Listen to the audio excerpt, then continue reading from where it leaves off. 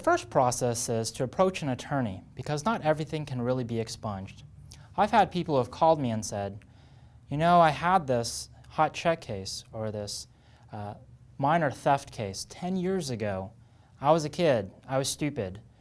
Can I get that sealed now? Or can I get it off my record because I'm having a hard time finding a job? Or I'm having a hard time getting an apartment?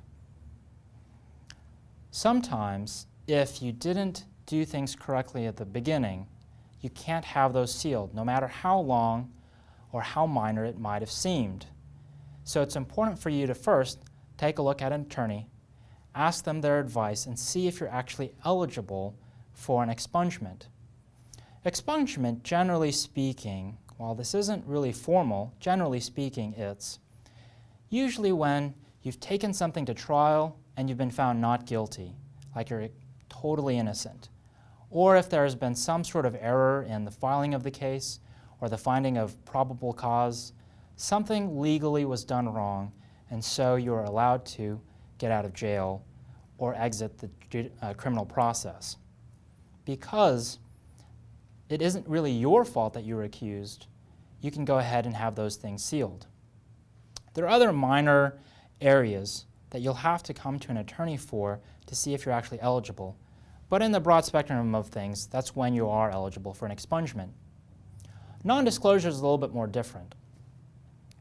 In a non-disclosure, usually a person has actually gone through the court process, agreed that maybe they did commit a crime, were placed on a deferred adjudication probation, which is a special type of probation where one is not found guilty. As long as they complete the probation successfully, that person is not found guilty and their case is dismissed. After a certain amount of time, they can go ahead and move forward with a non-disclosure. What it means to have a non-disclosure is that you can lawfully deny that that's ever happened. The only time that you cannot deny that it has ever happened is if you're in court and on the witness stand and they say, hey, did you commit this crime? At that point, you really have to tell them yes. On the other hand, also, in non-disclosures, certain government agencies can still have access to your criminal records. Even though they are typically or understood to be non-disclosed, certain law enforcement agencies may still have access to them. But the general public shouldn't, and that's very important.